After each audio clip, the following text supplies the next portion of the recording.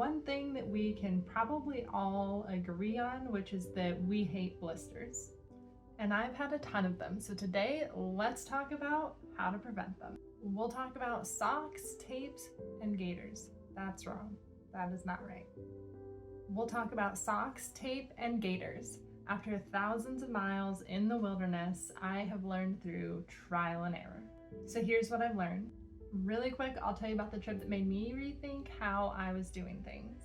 I was out on a week-long trip, and by the end of that trip, I ended up hiking out the last day, which was only 6 miles, completely in sandals. Now, I did not do this to just have a fun new challenge or something. I did it because I literally could not stand to put my boots back on.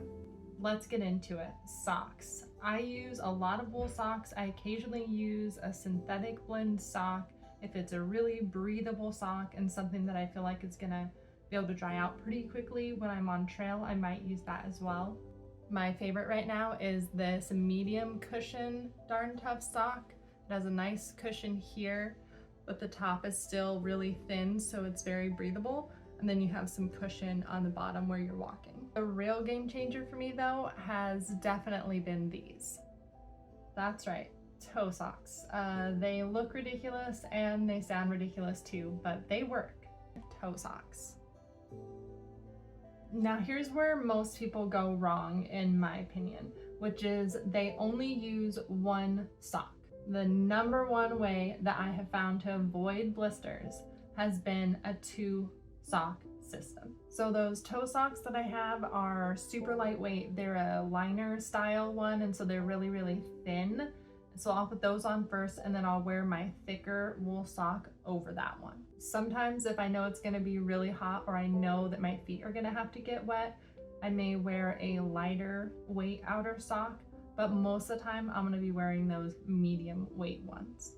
Next up are gaiters. Oh man, why did no one tell me about gaiters? Not only is debris in your shoe uncomfortable, it also can lead to hot spots, which inevitably leads to blisters, and then it's pretty much all downhill from there.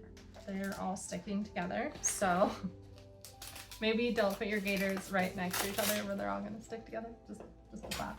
In the shoulder season or in the snow, you're gonna wanna use a tall gaiter, something like this, which yes, it is very dirty because it is not a prop. I have used it a lot. So this is like a Black Diamond brand, but there's a lot of different brands out there, so you don't have to get the same one. But this is a Black Diamond one. These straps I find don't wear out very quickly at all, especially because you are on softer surfaces. Typically when you're using something like this, you're gonna be in mud or snow or something along those lines. Then once the weather starts to get warmer, you're gonna wanna switch out to a shorter gaiter. You're not gonna need all of that waterproofing like those tall ones have. Something like these little outdoor research ones, they're really lightweight, they're pretty breathable. This one has the Velcro system. So this one's designed for a shoe that has the Velcro on it. Or what I've done in the past is I actually just took a random piece of Velcro and I hot glued it to the back of my shoe. And that did work, actually. Not saying I necessarily recommend it, but it does work. So just the thought for you. I've also used these REI brand ones right here, which are fairly obnoxious. They really stand out. So that's where the darker colors might be nicer. But they have this elastic up on the top and they stay on really well. This cord doesn't seem to wear out too badly, depending on what type of surface you're on, if it's rockier or not. Probably my most well-used pair though is just this really, really basic pair. You can see how much of a beating they've taken. This is, I don't even know. I don't know how many of these strings that I have gone through, but they're really easy to replace, so don't worry about that too much. The gaiter is still in great shape, but it's just an REI branded one. So they're really simple, they're black, they have this cinch cord at the top. So you can just put it on and just cinch it. That is actually maybe inside out right now. Yeah, so the tag goes on the inside. Ta-da!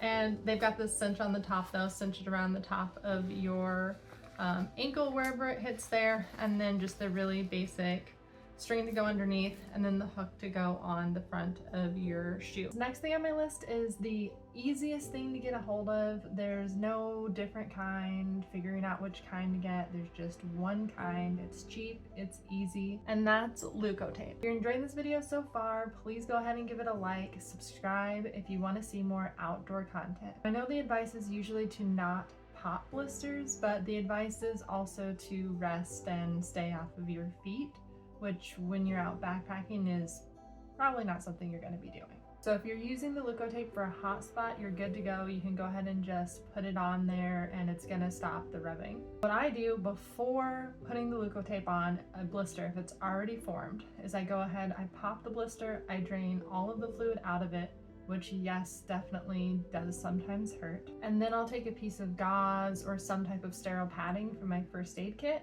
and I will put that between the skin and the Leukotape. And that's gonna stop my blister typically from getting any bigger, and it's gonna create the most comfort as well.